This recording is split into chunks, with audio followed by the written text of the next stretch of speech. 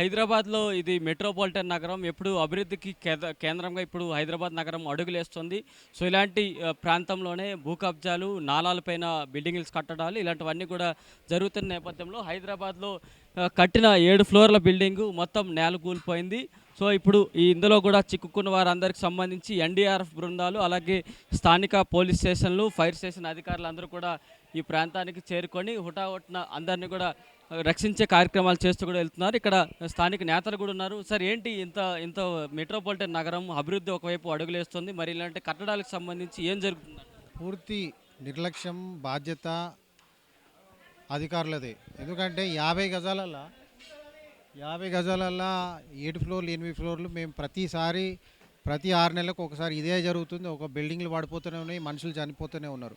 నేను ప్రతిసారి చెప్తూనే ఉన్నా, ఈ విషయం చాలా సీరియస్గా తీసుకోవాలని చెప్పిన. ఈ హైడ్రా అధికారులు కూడా పేద ప్రజలు గుడిసెలు గులగొట్టడు కాదు, అది కాదు. ఇక్కడ హైడ్రా అధికారులు మీరు ఫస్ట్ ఈ బిల్డింగ్ల ఫిట్నెస్ చూసి, బిల్డింగ్ల ఫిట్నెస్ లేకపోతే ఇమీడియట్గా వాళ్ళని వెకేట్ చేయించి ఆ బిల్డింగ్లు తీపియాలని చెప్పి మేము కోరుతున్నాం. ఇది ప్రతిసారి కూడా ఈ ప్రాంతంలో అధికారులు అందరూ కూడా కుమ్మక్కైపోయారు. వాళ్ళకి పైసలు కావాలి, వీళ్ళకేమో కిరాయిలు కావాలి. సో దాంట్లో భాగంగా మనుషులు చచ్చిపోతుర్రు. ఇది చాలా అన్యాయం అని చెప్పి తెలియజేస్తున్నాం. సో, ఇప్పుడు ఇలాంటి ఘటన జరిగిన తర్వాత ఇక్కడ ఎలాంటి ఆపరేషన్స్ జరుగుతున్నాయి? పోలీసులు, ఎన్డీఆర్ఎఫ్ బృందాలు ఎలా సహకారం? కామన్ అయిపోయింది ఇది కామన్ అయిపోయింది. ప్రతి 6 నెలలకు వస్తూనే ఉంటారు, వీళ్ళు వస్తుర్రు, వాళ్ళు పోతుర్రు, అది అట్లే అవుతుంది. ఏ మాత్రం కూడా అధికారులతో పాటు అధికార పార్టీ నాయకులు కూడా దీని మీద దృష్టి సాధించాలని చెప్పి తెలియజేస్తున్నాం. ఇదో ఇక్కడ చూడొచ్చు, ఈ ప్రాంతానికి సంబంధించి 7 ఫ్లోర్ల బిల్డింగు టోటల్గా కొలాప్స్ అయిపోయింది. సో, మొత్తం ఇక్కడ చెప్తున్న వివరాలకు సంబంధించి ఇక్కడ నాలాపైనే కట్టిన ఈ బిల్డింగ్ కాబట్టి సో అక్కడ మొత్తం నేల కొరిగింది అనేది చెప్తూ ఉన్నారు. ముందు నుంచి మొత్తంగా కొలాప్స్ అయిన నేపథ్యంలో మొత్తం ముందుగా ఉన్న బిల్డింగ్ మెటీరియల్ ఫ్రంట్తో ఏమైతే ఉందో మొత్తం కూడా కిందకు పడిన పరిస్థితి మొత్తం కూడా చూడొచ్చు. సో, ఇందులో వర్కర్కి సంబంధించి కావచ్చు, మిగతాకి సంబంధించి ఇప్పటికే ఇందులో దాదాపు 3 ప్రాణాలు కోల్పోయారని చెప్తున్నారు. మిగతా వారికి సంబంధించి కూడా రెస్క్యూ టీం ఇక్కడికి చేరుకొని మొత్తంగా ఇంకా ఈ శిథిలాల కింద ఎవరెవరు ఉన్నారా అనే కోణంలో కూడా తనిఖీ చేస్తున్నారు. ప్రస్తుతానికి హైదరాబాద్ నగరానికి సంబంధించి ప్రధానంగా ఉన్న హైడ్రా సిబ్బందితో పాటు స్థానికంగా పోలీస్ శాఖ అధికారులు, ఫైర్ స్టేషన్ సిబ్బంది అంతా కూడా ఈ ప్రాంతానికి చేరుకొని హుటాహుటిన ఈ ప్రాంతానికి సంబంధించి తనిఖీలు చేస్తూ కూడా ముందుకు వెళ్తున్న పరిస్థితి మనం అని చెప్పుకోవాలి. ఇక్కడ హైదరాబాద్ నగరంలో అనేకం కేసులు దాదాపుగా జరుగుతూ ఉన్నాయి. అలాంటి పరిస్థితులు ఇక నగరంలో ఉన్నాయి కాబట్టి అన్నిటికి సంబంధించి కూడా తనిఖీలు చేస్తూ ఉన్నాయని చెప్పుకోవాలి. సో, ఒక్కసారికి మనం బిల్డింగ్ కనుక చూసినట్లయితే సో మొత్తం పైనుంచి కింద వరకు మొత్తం కొలాప్స్ అయిందని పరిస్థితులు అయితే చెప్పవచ్చు. ఈ సంఘటనకు కూడా అధికారులతో పాటు క్షేత్రస్థాయిలో ఉన్న నాయకులు కూడా ఈ ప్రాంతానికి చేరుకొని ప్రతి అంశాన్ని చూసుకుంటూ వెళ్తున్న పరిస్థితి ఉన్నాయని చెప్పుకోవాలి. సో, మొత్తానికి గచ్చిబౌలిలోని అంజయ్ నగర్లో ఈ భవనం కూలిన తర్వాత ఈ స్థానికులంతా కూడా అనేక ప్రశ్నలు తెర మీదకి తీసుకొస్తున్నారు. సో, రూల్స్ కావచ్చు, రెగ్యులేషన్స్ కావచ్చు, బిల్డింగ్ సంబంధించి వివరాలు కావచ్చు, అన్నిటి కూడా తీసుకుంటూ వెళ్తున్న పరిస్థితి అయితే ఇక్కడ నెలకొందని చెప్పుకోవాలి. మరి అధికారుల ఈ ఘటనకు సంబంధించి ఇంకా దర్యాప్తు ఏ విధంగా కొనసాగబోతోంది, సో నెక్స్ట్ ఏమేమైతే జరగబోతుందో ఒకసారి అడిగే ప్రయత్నాలు అయితే తెలుసుకుందామని చెప్పుకోవచ్చు. అంటే మాకు వచ్చిన ఇన్ఫర్మేషన్ ప్రకారం అయితే ఇద్దరు ఉన్నారని చెప్తే ఆ ఇద్దరిని ప్రజెంట్ అయితే తీసాము. ఇంకా ఎవరు ఉన్నారా లేదని మొత్తం తీస్తాయని తెలియదు. దానికి సంబంధించిన ఎక్విప్మెంట్ ద్వారా చెక్ చేసాము. ప్రజెంట్ అయితే మనకి ఇంకెవరు కనిపించలేదు. అంటే ఇద్దరికైతే ప్రస్తుతానికి బయటకు తీశారు, మిగతా తీసాము వాళ్ళిద్దరు. ఎలాంటి మీ ఎక్విప్మెంట్స్ ఉంటాయి? సో, లోపల ఉన్నవారికి సౌండ్స్, హార్న్స్ ఇలాంటివి ఏమైనా? మన దగ్గర విక్టిమ్ లొకేషన్ యూనిట్ అనే ఎక్విప్మెంట్ ద్వారా వాళ్ళని ట్రేస్ అవుట్ చేసి అక్కడ నుంచి వాళ్ళని ఎక్స్ట్రాక్ట్ చేయడం జరిగింది. ఓకే, మొత్తం ఇక్కడ ఉన్నదానికి సంబంధించి కూడా అధికారులు పూర్తి స్థాయిలుగా వెళ్తున్నకి సంబంధించి జరుగుతున్న అంశాలన్నీ కూడా తనిఖీలు చేసుకుంటూ కూడా పరిస్థితి ఇక్కడ వెళ్తుందని చెప్పుకోవాలి. ఇక పోలీసుల దగ్గర ఉన్న ఎక్విప్మెంట్స్తో ఒకవైపు తనిఖీలు కూడా జరుగుతున్నాయి. వాళ్ళ దగ్గర ఉన్న సౌండ్ సిస్టమ్ని తీసుకుంటూ మరి లోపల ఇంకెవరైనా ఉన్నారా సౌండ్ సిస్టమ్ని కూడా తనిఖీల ద్వారా వెళ్తున్నారు. సో, మరి ఇప్పుడు హైదరాబాద్ నగరంలో అభివృద్ధిలో భాగంగా అడుగులేస్తున్న ఈ హైదరాబాద్ నగరం మరి ఇప్పుడు ఇలాంటి సంఘటనల తర్వాత నెక్స్ట్ స్టెప్ ఏ విధంగా ఉంటుంది? సో, తనిఖీలు మాత్రమే జరుగుతున్నాయా, ఇంకా ఈ తనిఖీల్లో భాగంగా ఇంకేమేమి ఉన్నాయన్న దానికి సంబంధించి కూడా పోలీస్ అధికారులతో పాటు ఇటు హైడ్రా సిబ్బంది, మిగతా జిహెచ్ఎంసీ అధికారులు ఉన్నారని చెప్పుకోవాలి. ఎందుకంటే ఇప్పుడు ఈ భవనం కూలడానికి సంబంధించి బిల్డర్లు ఈ ఓనర్లు ఎంత మేరకు ఆ, బాధ్యత తీసుకుంటారో లేదా కానీ మరి ముందుగా ఈ పర్మిషన్స్ ఇచ్చిన జిహెచ్ఎంసీ అధికారులు కావచ్చు మిగతా అధికారుల చేతివాటం ఏ మేరకు ఉందనేది ఇప్పుడు కొత్త ప్రశ్నలు ఇప్పుడు తెర మీదకి వస్తున్నాయి. మరి రెస్క్యూ ఆపరేషన్స్ అయితే ఇప్పుడు భవనం కూలింది కాబట్టి వాళ్ళ బాధ్యతలుగా తీసుకుంటూ హైడ్రా అధికారులు ఎప్పుడు ముందుగానే ఉంటారు. దాంతోపాటు స్థానిక పోలీస్ స్టేషన్ సిబ్బందితో పాటు పోలీసుల అధికారులు ఎప్పుడు సంఘటన స్థలంలో ఏదైనా ప్రమాదం జరిగితే వారు ప్రథమంగా వచ్చి సహాయ సహకారాలు అందిస్తారు. సో ఇప్పుడు సెర్చ్ ఆపరేషన్స్ కార్యక్రమాలు రెస్క్యూ ఆపరేషన్స్లు జరుగుతున్నాయి. మరి ఇలాంటి అంశాలకు సంబంధించి రాష్ట్ర ప్రభుత్వంతో పాటు జిహెచ్ఎంసీ హైడ్రా ఈ సంస్థలు ఇప్పుడు హైదరాబాద్ నగరంలో భూ కబ్జాదారులపైన భరతం పట్టించేందుకు అడుగులేస్తున్న ఇలాంటి సంస్థలు ఇప్పుడు మరి ఇలాంటి బిల్డింగ్లో కట్టిన వారికి సంబంధించి ఎలాంటి చర్యలు ఉండబోతున్నాయి, వారిపైన ఎలాంటి శిక్షలు తీసుకురాబోతున్నాయని చూడాలి. ఇంతగా బిల్డింగ్ ఇన్ని వందల కోట్లు ఖర్చు పెడుతూ ఇలాంటి బిల్డింగ్లు కడుతూ కమర్షియల్గా కడుతూ వెళ్తున్న ఈ సంస్థలందరికీ ఓనర్లందరికీ సంబంధించి ఇప్పుడు ఇలాంటి జరుగుతున్న వాటికి సంబంధించి మరి ఎవరు బాధ్యతలుగా తీసుకుంటూ వెళ్తారని చెప్పుకోవాలి. ఈ ప్రాంతంలో గచ్చిబౌలిలో ఎక్కువగా హాస్టల్స్ ఎక్కువగా ఉంటాయి. సో ఇతర ప్రాంతాల నుంచి హైదరాబాద్ నగరానికి వస్తూ ఉపాధి నేపథ్యంలో ఐటీలో రంగంలో స్థిరపడిన వారు అందరూ ఉంటారు. అలాంటి స్టూడెంట్స్ ఇక్కడ ఈ ప్రాంతంలో అనేక మంది ఉన్నారు ఉద్యోగస్తులు. సో మరి అలా అందరికి సంబంధించి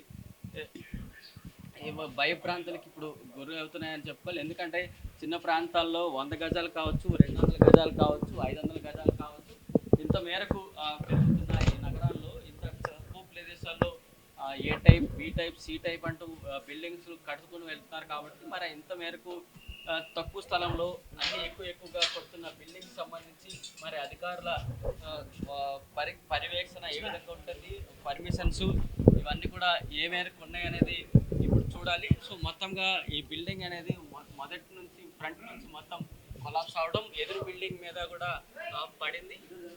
సో మొత్తం దీనికి సంబంధించి ఇప్పుడు ఇంకా ఈ భవనం కూలింది కాబట్టి సో నెక్స్ట్ ఇంకే భవనాలపైన ఈ స్థానికంగా ఉన్న ఈ చుట్టుపక్కల ఉన్న వాటి అన్నిటికీ ఇంకా ఏ మేరకు ఉంటాయనే దానిపైన ఇంకా ఈ వైపు సెర్చ్ ఆపరేషన్ ఇంకా కొనసాగుతున్నట్టు కూడా చెప్పొచ్చు రవిచంద్ర. ఇప్పటి వరకు ఏదైనా ఒక బిల్డింగ్ కానీ మనం కట్టాలంటే G+2 కానీ G+3 కానీ G+5 కానీ ఏదైనా మనం బిల్డింగ్ కట్టాలి అంటే ముందుగా ఆ ప్రాంతంలోకి ఫైర్ సేఫ్టీ సంబంధించి కావచ్చు, అలాగే అంబులెన్స్ కావచ్చు, అత్యవసర సేవలకు సంబంధించి కావచ్చు, వాహనాలు ఆ ప్రదేశాల్లోకి రావాల్సి ఉంటుంది. సో ఆ ప్రదేశాల్లోకి వాహనాలు వచ్చే అవకాశాలు ఉన్నాయా లేదనేది చూడాల్సిన పరిస్థితి ముందుగా జిహెచ్ఎంసీ అధికారుల దగ్గర ఉంటుంది. సో ఆ జిహెచ్ఎంసీ అధికారుల పర్యవేక్షణ ఇక్కడ చాలా మేరకు లేదు అనేది మాత్రం ఇప్పుడు స్పష్టంగా కనిపిస్తుంది. సో ఇప్పుడు ఈ గచ్చిబౌలిలోని ఇక్కడ జరిగిన ఈ యాక్సిడెంట్ అంజన్నా నగర్లో జరిగిన ఈ భవనం కూలిన తర్వాత పరిస్థితులన్నీ కూడా డిఫరెంట్గా కనిపిస్తున్నాయి. హైదరాబాద్ నగరంలోనే అనేకం ప్రాంతాలు ఉన్నాయి. ఇటు పాత బస్తీ ఏరియాలు కావచ్చు, ఇటు కూకట్పల్లి ఏరియాలు కావచ్చు, కొన్ని ఏరియాలకు సంబంధించి చూస్తే అసలు లోపలికి అంబులెన్సే కాదు నార్మల్గా కారు వెళ్ళడానికి కూడా పరిస్థితులు అలాంటివి ఉండవు. సో మరి అలాంటి పరిస్థితులే ఇంకా ఈ ప్రాంతంలో ఇప్పుడు వచ్చింది. నగరంలో కూడా చాలా చోట్ల ఇలాంటి బిల్డింగ్లు కూలడాలు కావచ్చు, ఫైర్ యాక్సిడెంట్లు కావచ్చు అనేది తరచూ జరుగుతూ ఉన్నాయి. మరి జిహెచ్ఎంసీ అధికారుల పనితీరే ఇలా జరుగుతుందా, మరి పర్యవేక్షణ ఇక్కడ నుంచి ప్రారంభమవుతుందా, ఇంతమంది ప్రాణాలను పొట్టన పెట్టుకుంటున్న అధికారుల నెక్స్ట్ ఏ విధంగా తీసుకోబోతారు, ప్రజల ప్రాణాల రక్షణకు సంబంధించి మరి జిహెచ్ఎంసీ అధికారులు ఏ విధంగా కొత్త రూల్స్ అన్నీ తీసుకురాబోతారు అనేది మాత్రం ఇక్కడ నుంచి చూడాల్సిన పరిస్థితులు ఇప్పుడు కనిపిస్తున్నాయంటూ కూడా చెప్పొచ్చు రవిచంద్ర. అంటే ఏదైనా హైడ్రా దగ్గరికి కావచ్చు, మిగతా జిహెచ్ఎంసీ అధికారుల దగ్గరికి కావచ్చు, ముందుగా ఆఫీసర్లు ఎప్పుడు ట్రాన్స్ఫర్ అవుతారు అంటే చెప్పుకోవాలి జిహెచ్ఎంసీలో. సో అలాంటి ప్రీవియస్గా అధికారి ఏదైనా పర్మిషన్ ఇచ్చినట్లయితే సో దాన్ని నెక్స్ట్ స్టెప్ తీసుకోవాలి. ఎవరైనా తీసుకోవాలంటే అక్కడ స్థానికంగా ఉన్న ప్రజలు ముఖ్యంగా వచ్చి వివరణ ఇవ్వాల్సి ఉంటుంది, కంప్లైంట్ చేయాల్సి ఉంటుంది. సో అలాంటి కంప్లైంట్ చేసిన తర్వాత మాత్రమే ఇదంతా కూడా ముందుకి అడుగులేస్తూ ఉంటాయి. సో అలాంటి అడుగులకు సంబంధించి ఇక్కడ స్థానికులు ఎవరెవరు కంప్లైంట్ చేశారు, చేయలేదు అనే దానికి ఇంకా ప్రశ్న అనేది రావాల్సి ఉంటుంది.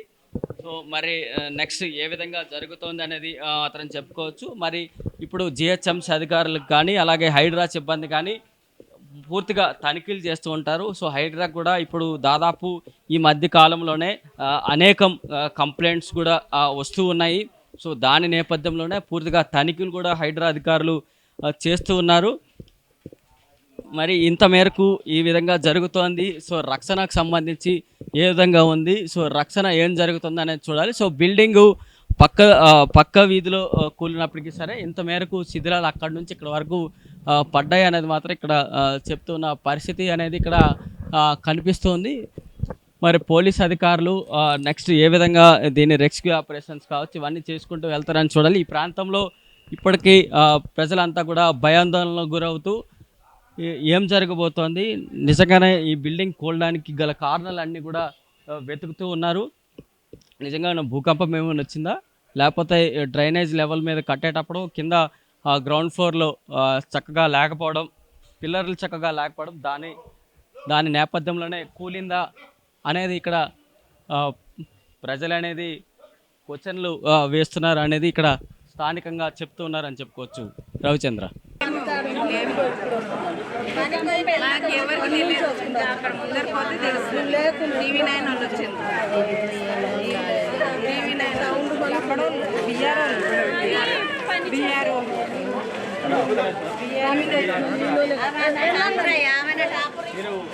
ఇప్పుడు ఏం జరిగింది, ఎలా జరిగింది?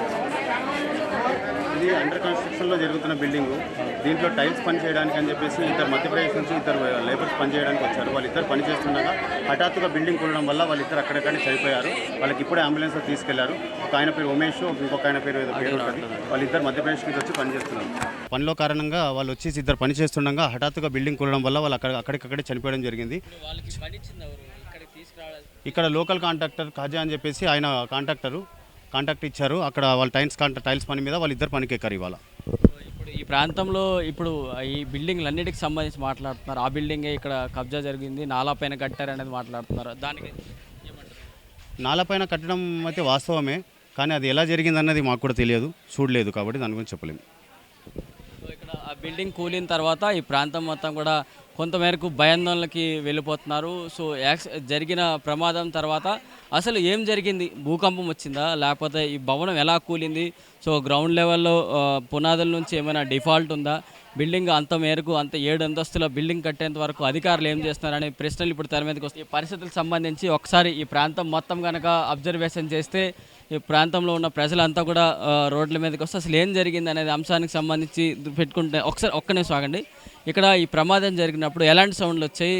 సంపం పేలినట్టు సౌండ్ వచ్చిందన్న. అంతవరకు పిల్లలు వచ్చి చెప్పడంతో మేము బయటకు వచ్చి చూసేసరికి పొగల కింద వచ్చింది డస్ట్ అంతా. ఇక్కడ ఉన్న బిల్డింగ్లు అన్నిటికీ అది వ్యాపించింది. సో ఇక్కడ ఉన్న వాళ్ళు ఏమంటున్నారంటే మామూలుగా పక్క బిల్డింగ్ వచ్చి దీని మీద కూలడంతో పడింది అనేసి చెప్తున్నారు. అంతవరకు తెలుసు.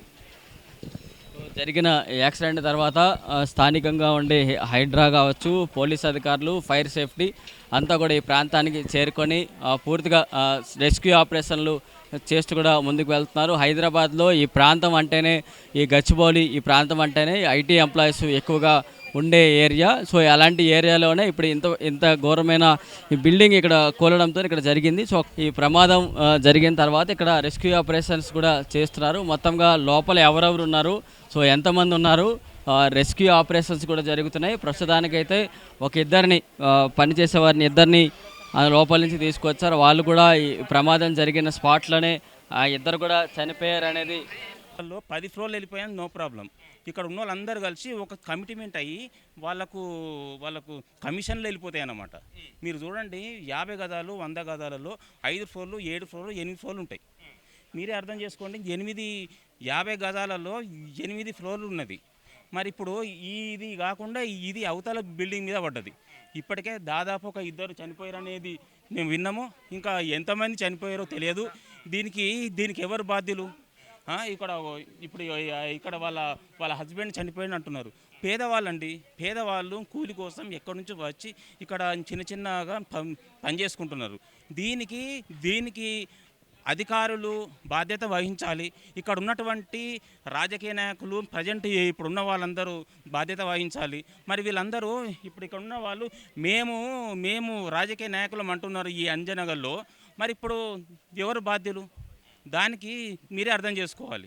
మీరు ఈ అంజనగర్లో 50 గదాలలో 8 ఫ్లోర్లు కట్టారండి.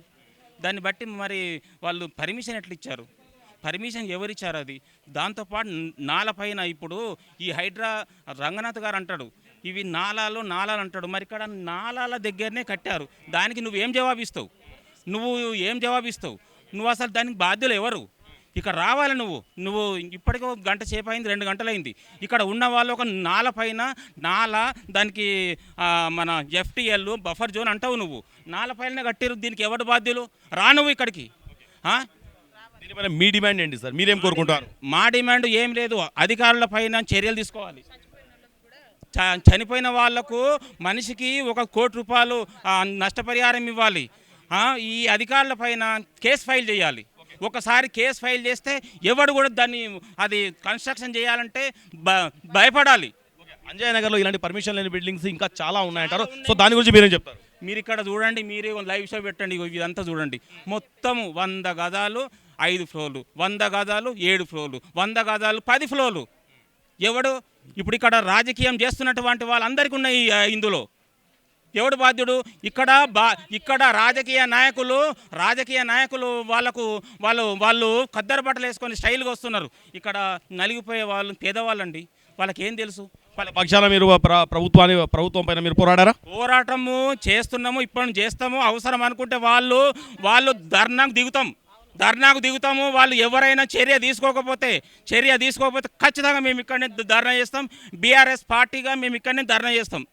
Okay, thank you sir. అమ్మ మీరు చెప్పండి అమ్మా, దీనికి ఎవరు జవాబుదారీ వహించాలి? ఇప్పుడు ఈ 8 అంతస్తుల బిల్డింగ్ కూలిపోయింది అంటున్నారు, 2 చనిపోయింది అంటున్నారు. జిహెచ్ఎంసీ ఉంది కదా, వాళ్ళు లేకుంటే ఇది జరగదు కదా, వాళ్ళదే కదా బాధ్యత. మోరీలు నల్లాలని అన్ని ఇండ్లు కొట్టినప్పుడు ఇది ఎందుకు పట్టించుకోవద్దు? బస్తీ వాళ్ళంటే చూడలేదో వాళ్ళది వదిలేయండి. అసలు వాళ్ళు అయితే పట్టించుకోవాలి కదా. ఇప్పుడు 8 ఫ్లోర్లు కట్టేదాకా కండ్లు లేవా?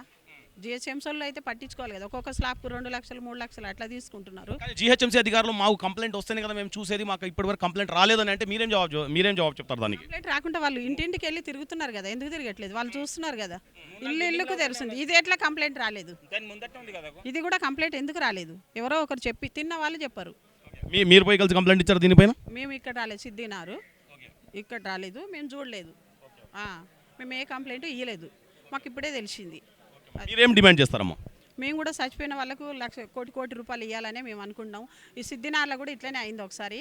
ఆడ కూడా చదువుకున్న వాళ్ళు బిల్డరే, ఇట్లనే అవుతుంది. మరి అది చేసేటప్పుడు ఏమన్నా క్రమశిక్షణ లేదు, ఏది లేదు, పక్కిల్లు లేదు, ఎదురు లేదు, కలిపి కట్టడం, మోరీల మీద కట్టడం, గుంతలల్లో కట్టడము, ఇదే జరుగుతుంది కదా. ఇప్పుడు రవణ కూడా మాట్లాడిండు కదా వచ్చి బీజేపీ అయినా. నేను కూడా బీజేపీ కొండాపూర్ డివిజన్ మహిళా మోర్చా ప్రెసిడెంటు. మేము కూడా మాట్లాడుతున్నాం అందుకని. ఎందుకంటే ఇప్పుడు వాళ్ళు ఎక్కడో గరీబోళ్ళండి, వాళ్ళు ఇక్కడ బతకడానికి వచ్చారు. ఇప్పుడు అందులో చచ్చిపోయారు, వాళ్ళ భార్య బిడ్డలు ఆగమవుతారు కదా. మనమైతే ఇల్లు కట్టుకొని మంచిగుంటే కిరాయిలు తీసుకుంటాం. వాళ్ళకైతే పరిస్థితి ఇప్పుడు చూడు ఎక్కడ దేశపోడో. వాళ్ళకైతే న్యాయం జరగాలి కదా. న్యాయం జరిగేదాకా మేము పోరాడతాం, మా నాయకులు పిలుస్తాం, బరాబరి ధర్నా చేస్తాం మేము. అలా మీరు చెప్పండి, ఈ బిల్డింగ్ ఇంత ఘోరంగా కూలింది, ఇందులో 2 అయితే చనిపోయారు దురదృష్టవశాత్తు. సో దీని గురించి మీరేమంటారు? ఈరోజు అంజయ్ నగర్లో 50 గజాల్లో 7 అంతస్తుల బిల్డింగ్ కూలిపోవడం జరిగింది. అక్కడ 2 వ్యక్తులు చనిపోవడాన్ని మాకు ఒక ఇన్ఫర్మేషన్ వచ్చింది. ఇది చాలా దురదృష్టకరము. ఇది కాంగ్రెస్ గవర్నమెంట్ వైఫల్యము, ఇంకా అధికారుల నిర్లక్ష్యం వల్లనే ఈ దుర్ఘటన జరిగింది. మరి ఎప్పుడైతే 50 గజాల్లో 7 ఫ్లోర్లు వేసినప్పుడు మరి మీరు ఏం చేస్తున్నారు? మీరేమన్నా లంచాలు తీసుకొని మీరు నిద్రమత్తులో ఉన్నారా? మరి ఇక్కడ ఉన్న బీద ప్రజల జీవితం అంటే మీకు అంత నిర్లక్ష్యమా? ఎందుకు ఇంత మీరు చునకలో చూస్తున్నారు? మరి దీనికి ఎట్లా మీరు పరిహారం చెల్లిస్తారు? మీరు ఇప్పుడు మా డిమాండ్ బీఆర్ఎస్ పార్టీ తరఫు నుంచి ఒకటే డిమాండు, మీరు ఖచ్చితంగా వీళ్ళపైన క్రిమినల్ కేసు బుక్ చేసి 302 బుక్ చేసి వీళ్ళ మీద హత్యాయత్నము, ప్రభుత్వ నిర్లక్ష్యము కేసు బుక్ చేసి ఈ అధికారులపైన, ఈ కాంట్రాక్టర్లపైన మీరు ఖచ్చితంగా ఎఫ్ఐఆర్ ఫైల్ చేసి వీళ్ళకు కోటి నష్టపరిహారం చెల్లించాలి. ఎందుకంటే వీళ్ళు చాలా బీదోళ్ళు, వీళ్ళకు మరి ప్రభుత్వ ఉద్యోగులు కూడా కల్పించాలని మేము బీఆర్ఎస్ పార్టీ తరఫు నుంచి గట్టిగా మేము కోరుకుంటున్నాం. ఓకే, థ్యాంక్ యూ అన్న.